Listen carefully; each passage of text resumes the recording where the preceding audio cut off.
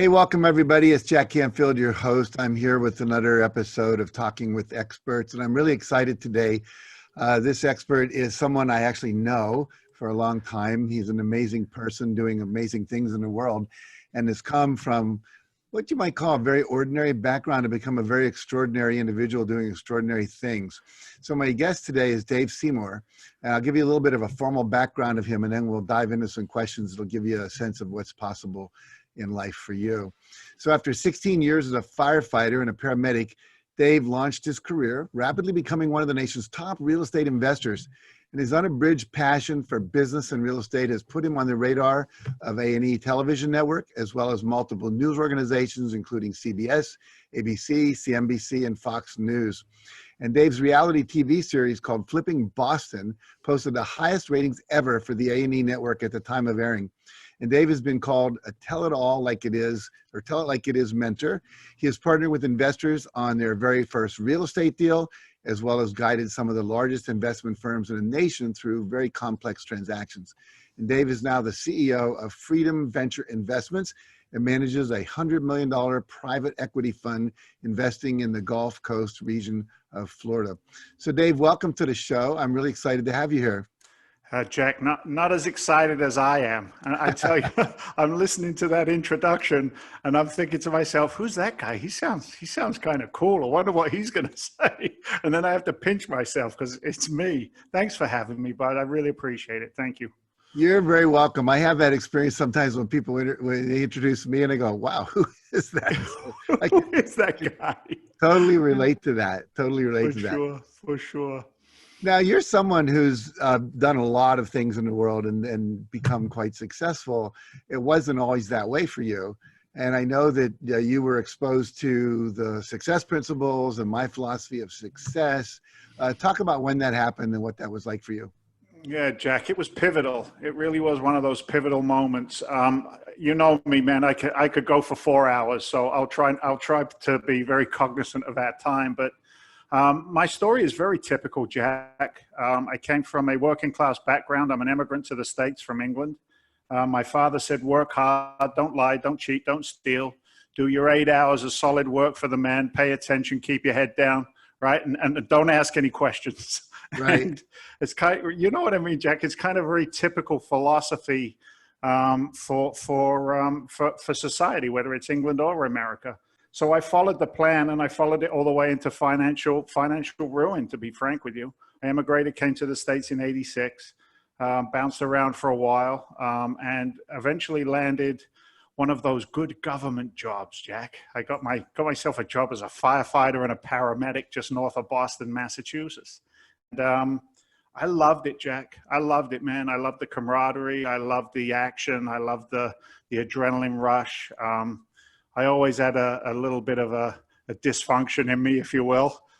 It's probably one of the reasons why I'm sober over 30 years now is that dysfunction, that action-driven gene. But I didn't understand finance, Jack, and I had lost one marriage, and my second marriage was not doing well.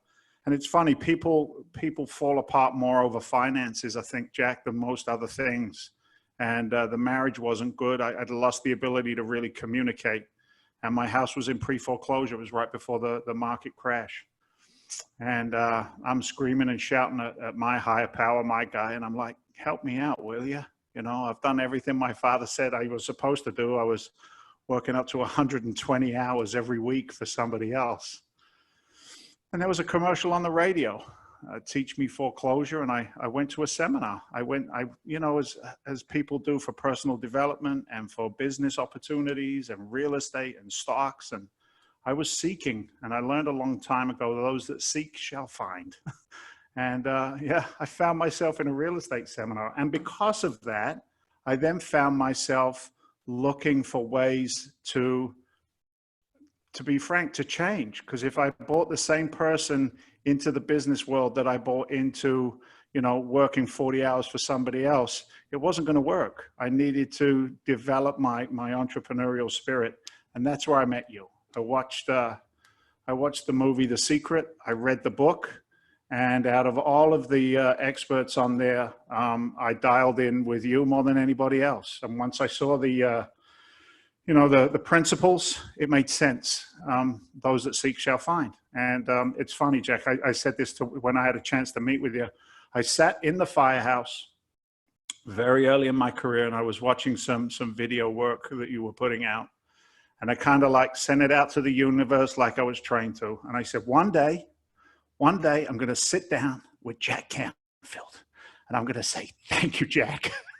And I just threw it out there, right? Just like you did with the check on the ceiling. And I threw it, look, it still chokes me up today. I threw it out there and I just let it work. It was an engine in the background. And as you know, I think it was maybe 8 years after I sent that into the universe, I got a TV show, some recognition. And the next thing I know, I'm driving up your driveway. There was a drought. And I'm driving up your driveway. I walk into your living room and you put your hand out and you said, hi, I'm Jack Canfield. What can I do for you? And I think I cried like a baby. And I said something like, nothing, Jack. You already did it. So that's really it, surmised, man. That's really it. The fact that you had been working not only in my life, but millions of other people's lives consistently was an engine for me. It was powerful stuff. So anyway, I hope that answers the question as contritely as I can, because you know me, man, I'm a talker for sure. No, that was great. That was great. So I'm curious, how long were you a firefighter? 16 years, Jack. 16 years, first responder. 16 I years. love it. Yeah. Well, first of all, let me just say thank you for your service, because I think, today we're really appreciating ever since 9/11, and now with all the people that are, the coronavirus and the EMTs Sure. and so forth. We almost did a chicken soup for the soul book called Chicken Soup for the First Responder Soul, where we kept stealing stories from that book and putting them in other books. And so we never just did that one book by itself. But my brother was a psychologist who used to work with the fire department in Phoenix, Arizona. And, a lot of times there's some pretty traumatic things that you guys had to deal with and face. And he would be the one that would be called in the middle of the night and said, you got to talk this guy down. And I have a great deal of respect for what you did do. I appreciate it. Yeah. So you got really deeply involved in personal development. Talk about that just a little more. I did. Just as a little side note, I actually met my wife, Mary Beth, because of being a first responder. She was a labor and delivery nurse, and we met in the labor and delivery room, delivering somebody else's baby. It's not where you usually go for a hookup or a date. You know what I mean? But even that itself, like your question is, you got heavily into personal development. Here's what I did, was I began to be open. And I think that's critical. And I learned that from you. One of the principles was lean into it, right? Lean into being open to change. Lean into being on a vibration that is given to you from your universe, whatever title you want to give it. And I really believe that. And I learned through trial and error. I learned through practice and knowing that perfection doesn't exist. Perfection is the nemesis of progress. But I always stayed at it, Jack. Whether it was, I'm not an academic.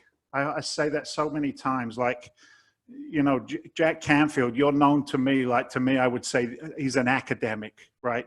Like just heavy into the philosophies and the systems and the details behind it. And there is no right or wrong. I am the opposite of academic.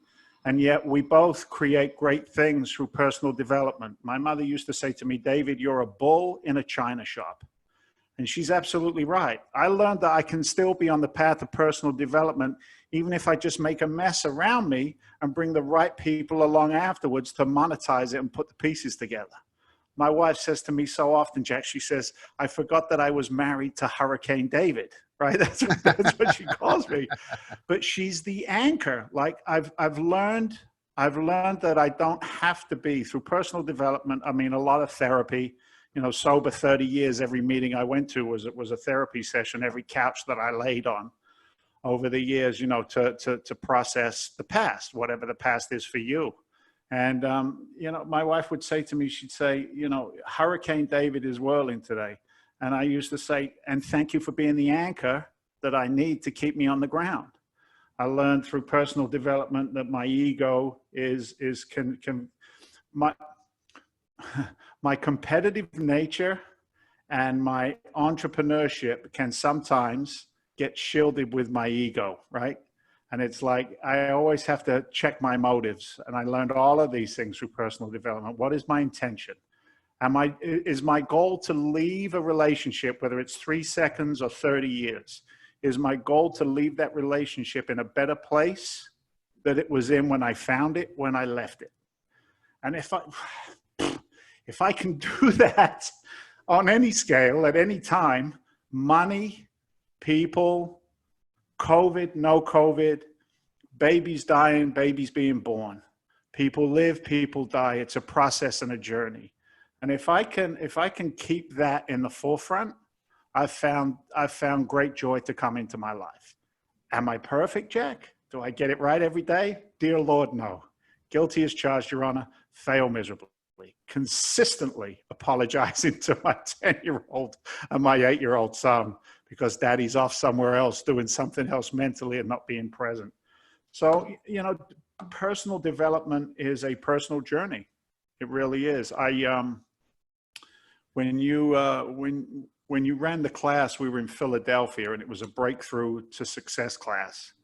And, you know, we would hug each other every morning and not speak, and meditation, and just the excessive focus on personal development was such a gift, right? For those 5 days, I think, no cologne. You couldn't have cologne.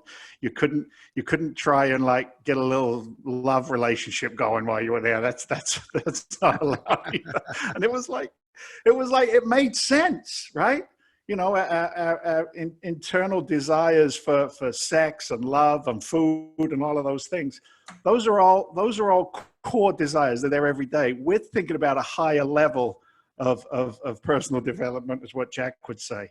But I went through that class, man, and there were absolute miracles that happened to me and that I shared with other people. And it's been amazing to be in the right place at the right time more often than not.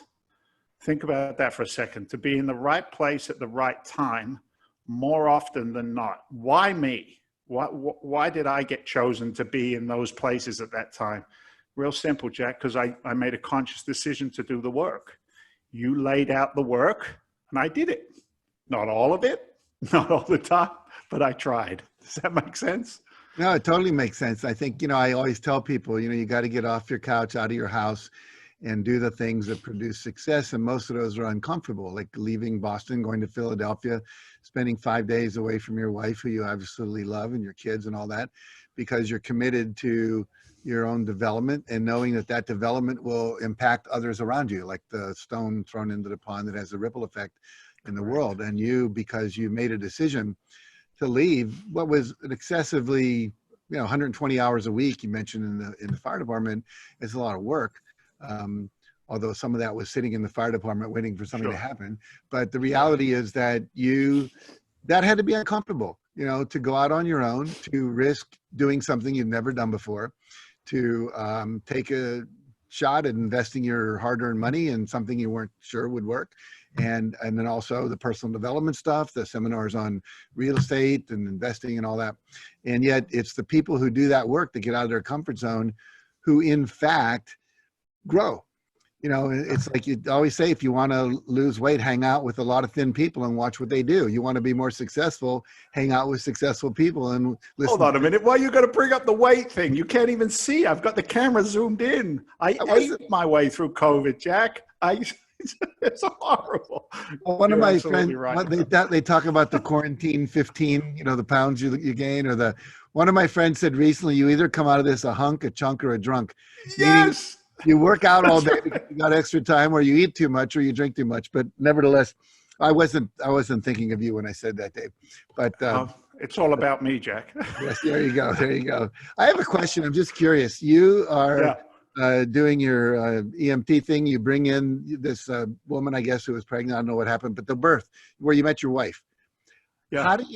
What was it? What was that spark? Here you are, you're in this emergency situation, you're working Yeah. together.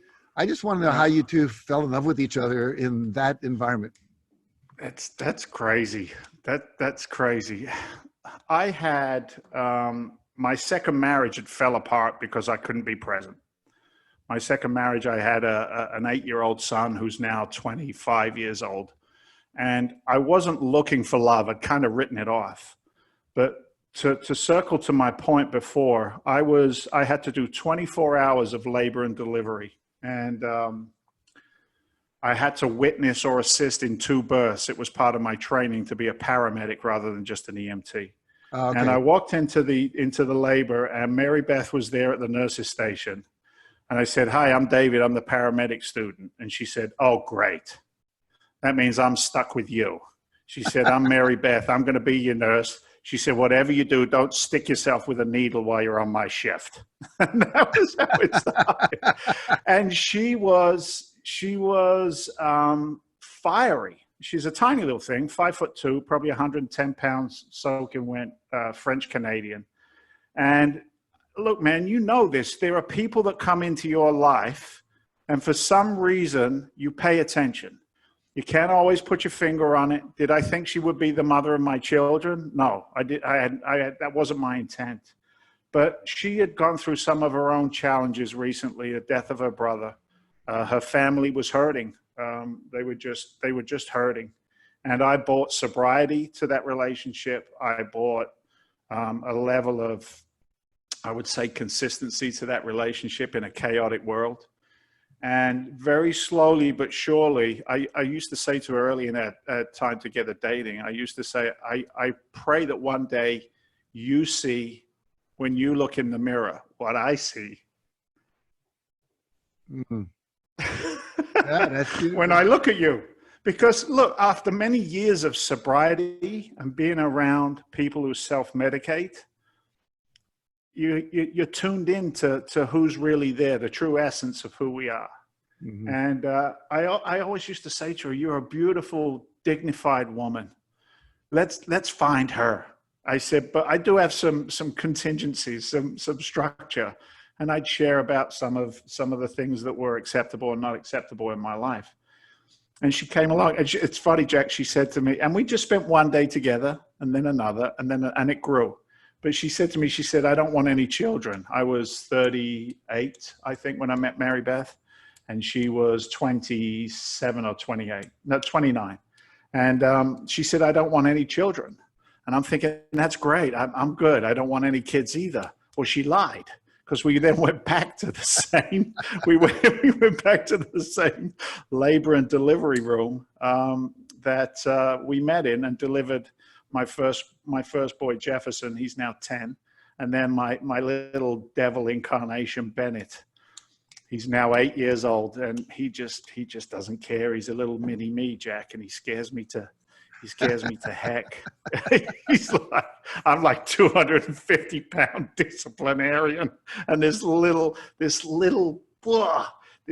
beautiful creature looks up at you, and he's like, "No, Dad." And I'm like, "What do you mean, no? You're 8. I'm your father." "I don't care.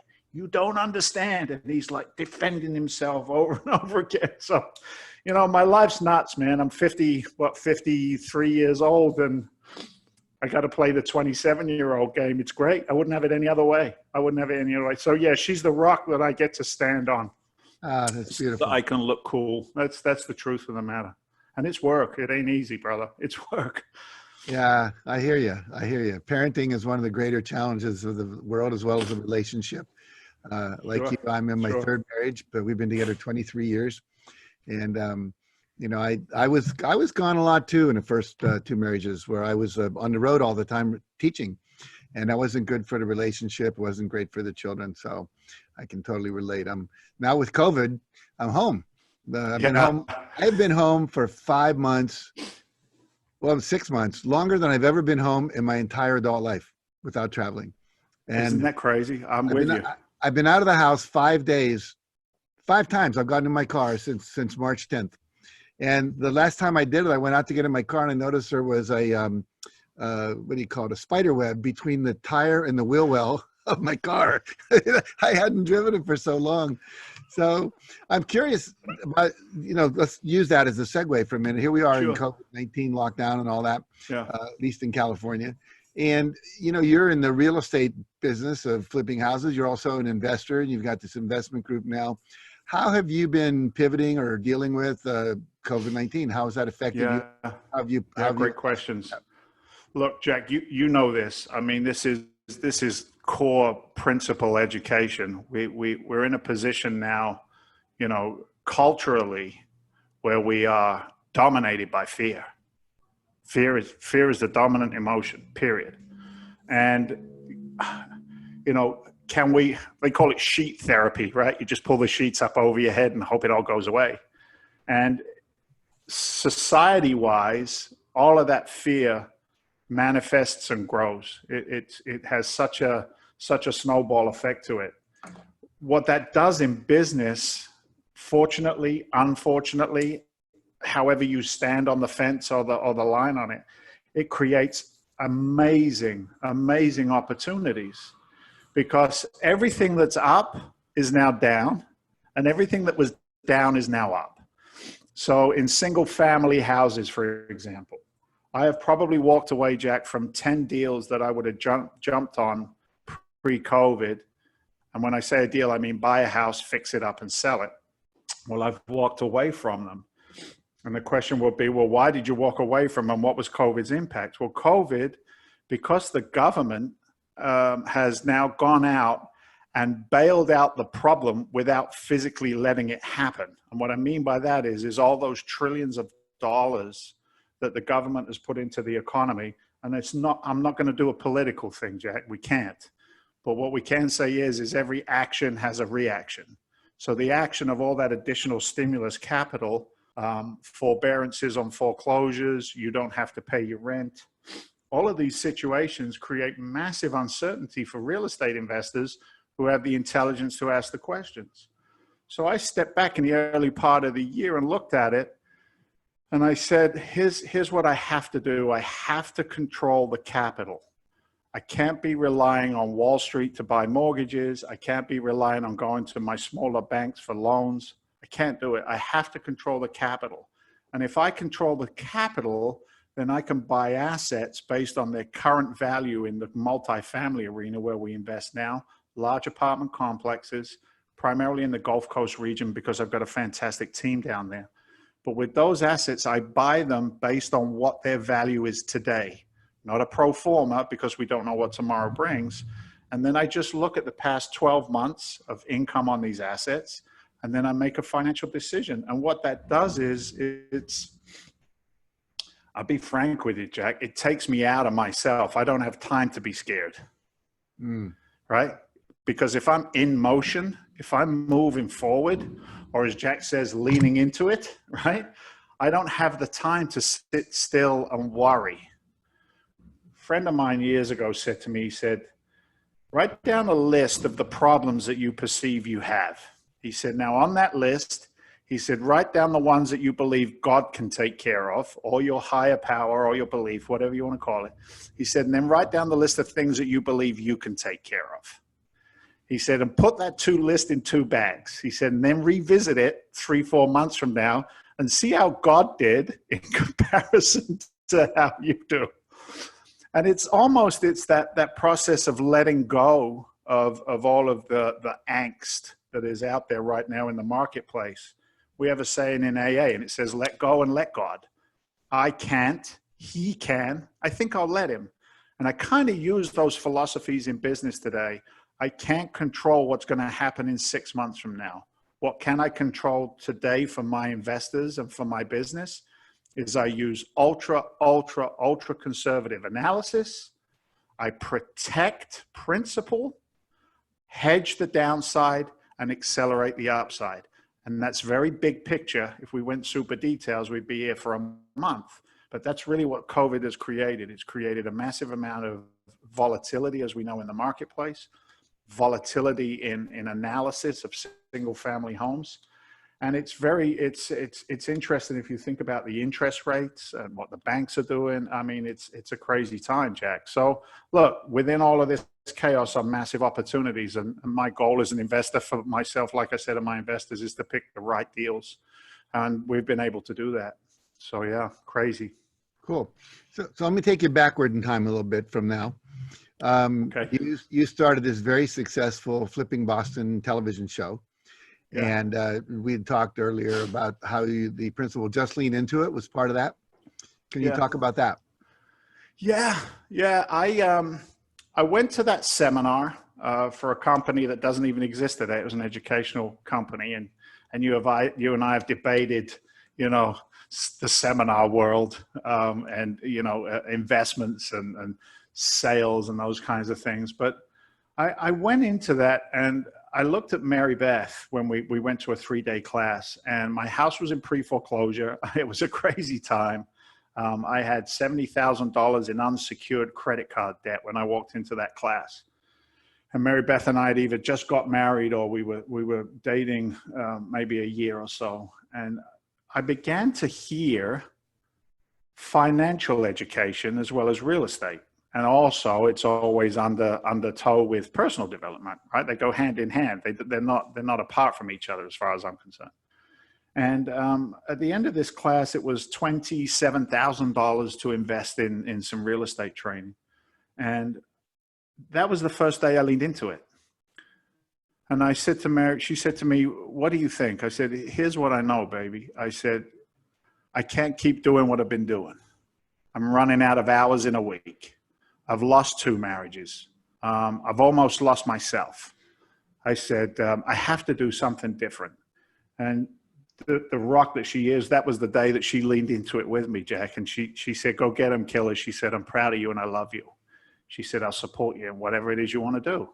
And we actually have the inside of our wedding bands, we've got, GG, go get them, K, GGK, ILY, go get them, killer, I love you. It's engraved in our wedding bands.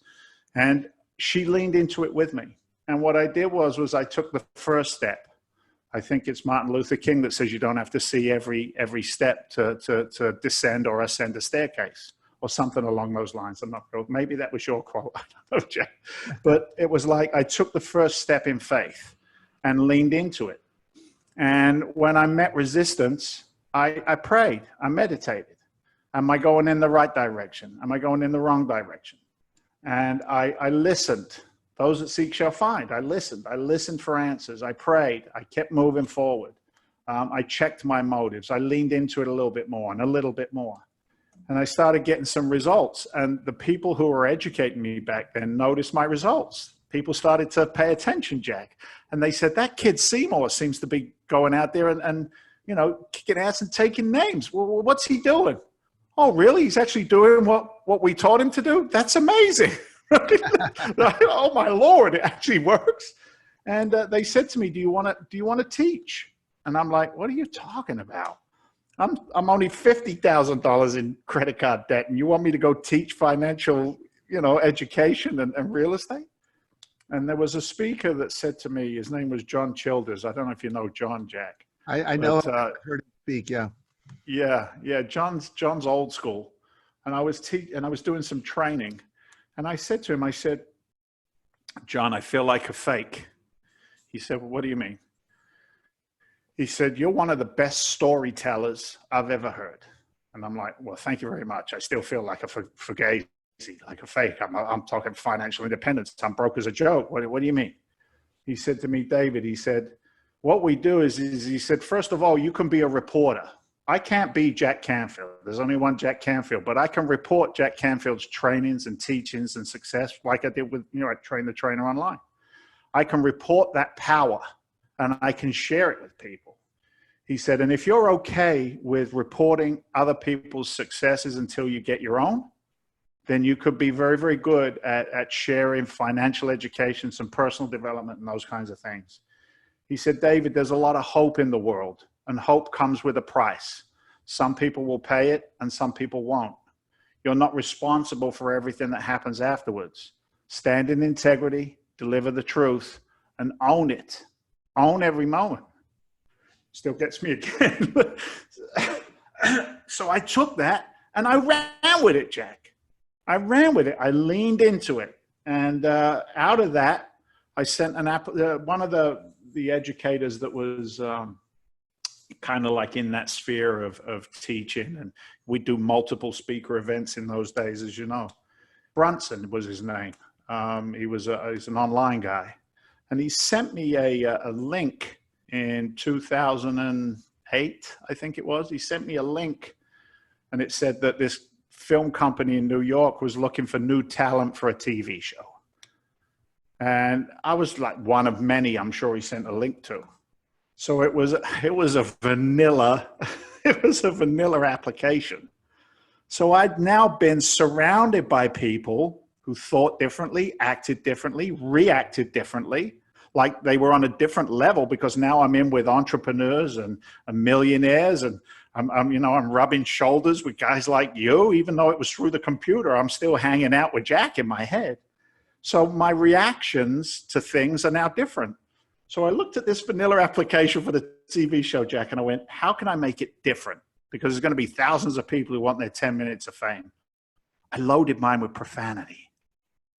Some of the worst profanity you could ever imagine. I put it all in my application. Name of your LLC. I named it Go Beep Yourself LLC. Don't muck around. Get on a plane, train, or automobile. Come to Boston. I threw some more insults in there in this application. Don't call me. I do real estate the same way I do firefighting with every other. Beehole rushes out. We go rushing in. I'm big. I'm bad. I'm British. I just made up this freaking character, and I sent it in. And as I'm on this call with you now, Jack, within, I'd say 4 minutes of pressing send, my phone rings with a 212 area code on there. It's New York. They're calling me. So I pick up the phone. I said, I thought I told you not to call me, you a-hole. Boom. And I hung up the phone. The kid calls back again, and he's laughing his rear end off. And he says to me, he says, you're either crazy, he says, or you're a genius. I said to him, I said, come on, man, is there really any difference? Let's go, let's start filming. And that's how we got a show. And then they said, that big English guy, yeah, they came out, they filmed a little bit. And A&E Network said that big English guy looks like he could get pretty angry. Let's see some more of that. So then I had to be Big Bad Angry Dave, and then we had to play the part of my ex-partner, Peter. He was like the designer guy. I'm like the construction guy. And we did 4 episodes and figured that was the end of it. And son of a gun, we got the highest ratings on a Saturday morning that A&E had ever seen. so they came back and said, we need 13 more episodes. And then another, whatever we did after that, another 12. So we ended up doing like 29 episodes and 4 seasons. And it was pretty chaotic. You know from filming The Secret how crazy it can be to keep on doing that stuff over and over again. So that was how it all started. I just leaned into it, Jack. Well, good for you. You know what? It's funny because you had said earlier you were kind of wild and your wife was the more serious one or whatever. And I always say in every relationship, there's a string and a balloon. And it's that dynamic tension between the balloon and the string that makes something interesting. 2 strings, it's just they sit on the floor. 2 balloons just fly away and they're totally out of control. So for sure. Just, what should I say? You demonstrated what you were talking about with great perfection here with that story. Thank you very much, young man. I do the best I can, Jack. I love it. For sure. I love it. That's it's really been a fun. trip, man. It's been a journey. Well, I guess you enjoy yourself when you're working. That sounds like for you, it's a lot of fun. Let me ask you a question. Do we have a choice? I think we do, Jack, right? I think we do too. Yeah, absolutely. And I think, my mission statement is to inspire and empower people to live their highest vision in a context of love and joy. And the joy is the fun part for me. It's, I'm a little irreverent myself, which you've probably seen. I can tell an off-color joke pretty well. And I enjoy that. But at the same time, I'm very respectful of people. And I think you are too. So fun is part of it for me. There was a woman that, who was one of my mentors, Virginia Satir. She was a great family therapist. And she had these t-shirts that said something like IAFFIFI or something like that. If it ain't fun, F it, And Yeah, so yeah, this is an yeah. 81-year-old woman giving out these t-shirts, and she said, if it's not fun, you shouldn't be doing it. Joy is your feedback mechanism that you're on course, you're on purpose, you're doing what you're meant to Yes. do. And when you stop enjoying it, it means you're not on purpose. You're not doing the thing that's going to fulfill your destiny and really bring you into the full expression of what you were here to do and to express into the world. I tell you, one of my sayings, and it spawns from that philosophy, is I spent many years of my life unhappy, and today I make a conscious decision to be happy. And I don't look for happiness from the outside in. I get right with me first, and then the happiness comes from the inside out. And for Right. me, what I've found, Jack, is that people resonate to that. And it's funny, man. It's like, and I know you've experienced this, Jack, just because of who you are and what you've done. But it's like people will pop up in my life X amount of years later. And with all the love in the world, I don't remember them, but they remembered me. Mm-hmm. And for that, that's a gift from somewhere, outside. Yeah. Kind of like core purpose, your true mission. Is my true mission money? No. My true mission is to share that journey of happiness, and you can too. Money doesn't buy happiness. It doesn't. It's nice. I think you can be a little bit happier with it than without it. But Right.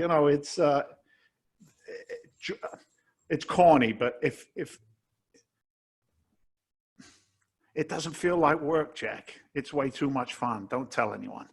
No, It's a I quote secret. Thomas Edison, who said, when your vocation feels like a vacation, you've made it, and then you Nice. get up every morning excited. So let's talk about one other thing.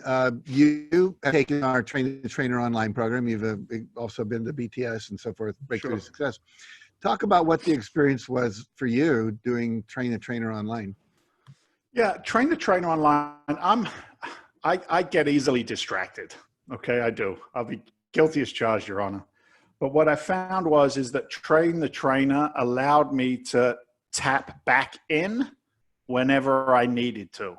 I wouldn't be truthful if I told you I completed it on course and everything was perfect and I came out of there, with a certificate and I went out and trained.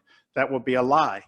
But what it did do for me was to give me a lifeline, if you will, Jack, to always, like, I could go into the online curriculum and I know when I'm off. I know what areas, like today, I can gauge myself.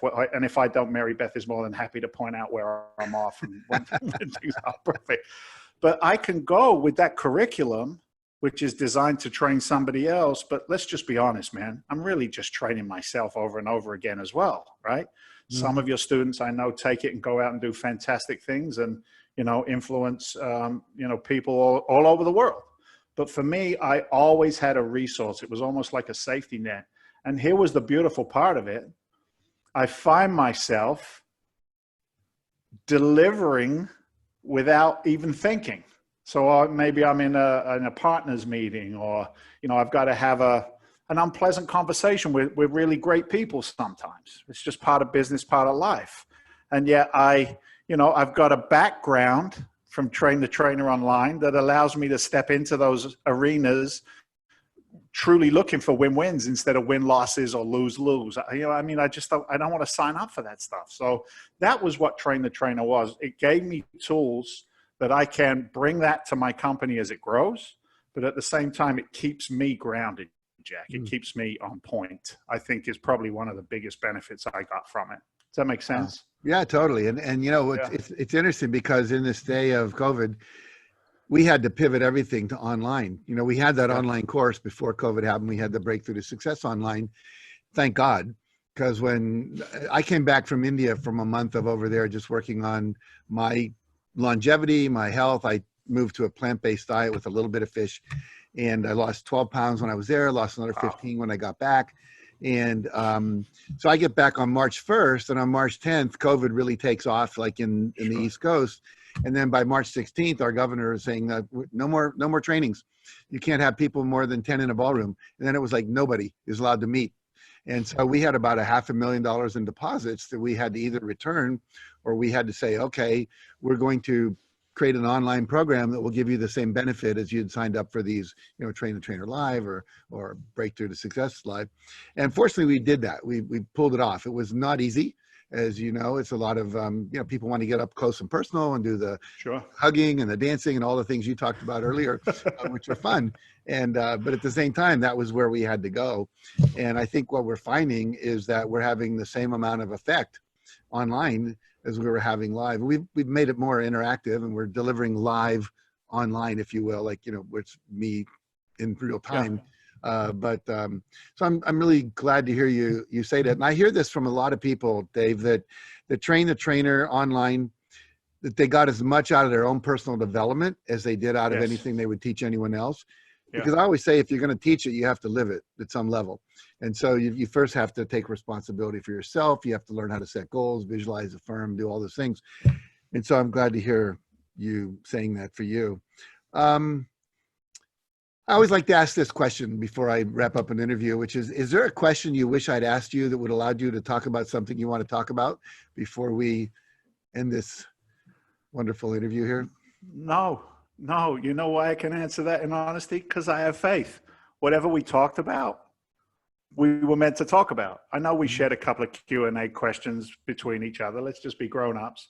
But at the end of the day, our discussions, and I think discussions that have intent to them, they just flow. It's not hard work. It's not difficult to talk to Jack Canfield and share, interactions. And I know you well enough, Jack, to know that you share back. And that, my friend, is the power for me. I remember reading in one of your books, and I think we talked about this. I've always looked for inspiration. And the fact that we had a connection to Wheeling, West Virginia, Stone's department store on Main Street. I worked there. You know what I mean? This Right. kid from London. And some of your own challenges from your past that you freely share, well, it puts me in a position of safety, because personal development, as you said, can be incredibly uncomfortable, and we want to feel safe. Well, if we found safety in unhealthy behaviors, unhealthy actions, unhealthy relationships, I need to find safety. And, the way that you taught me, the way that you came, into my life has allowed me to grow in safety. I'm bulletproof, Jack. You know why? Because I got some principles of success behind me. I'm not perfect every day, but man, I got some tools in my toolbox. That's it. That's not even a question. That's just a statement of love. Very good. Do you have a website, Dave? I'm just curious if people wanted to find out more about what you're doing. Yeah. I'd love to take you to my personal development website, but I don't have one. But I do. I am available, Jack. I've always done that. I've always been available. Every class I ever taught, I wanted to make sure a student had access to me. But you can connect with me at freedomventure.com. freedomventure.com. That's our business website. You can see a little bit about what we're doing in the real estate world there. Grab me on LinkedIn and Facebook and those areas. Just say, hey, I saw the Jack, the Jack Canfield interview. Love to touch gloves with you, and I'm available. So yeah, you can find me if you want to. Okay, I love touch gloves. Here we go. There you go, touch gloves. I like it. Me too. Well, Dave, this has been delightful. I really appreciate you spending the time with me and opening up your heart and your mind and your soul. All the best to Mary Beth and your two kids. And I just wish you a continued success. And someday when all of this COVID stuff has passed by and we have herd immunity or it's disappeared, let's get together and we will touch gloves. We will, my friend. We'll play that game that you beat me at. What's that game you have in the living room there with the... It's not mahjong, is it? What is it? No, it was a tic-tac-toe, but three-dimensional tic-tac-toe. You ruined me. You see what I mean? You won. You're the man. Thanks, Jack. All right. Take care, my man.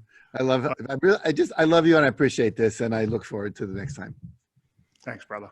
All right, everybody. Thanks for watching. You had a great experience today. I hope you did as I did. This was an amazing interview, just on the energetic level of it, as well as the content and the idea that you too, no matter where you are right now, whatever your firehouse is that you're living in, and if you want to go to that place where you can have more, do more, be more, and contribute more, it is possible. And Dave has given us one more example of that. And so thank you for listening. You can always go to my website, jackcanfield.com, to find out more about our workshops and our books and programs. And just come back again when we're talking with experts about how they have transformed their life so that you can transform yours. Take care, everybody. Until next time.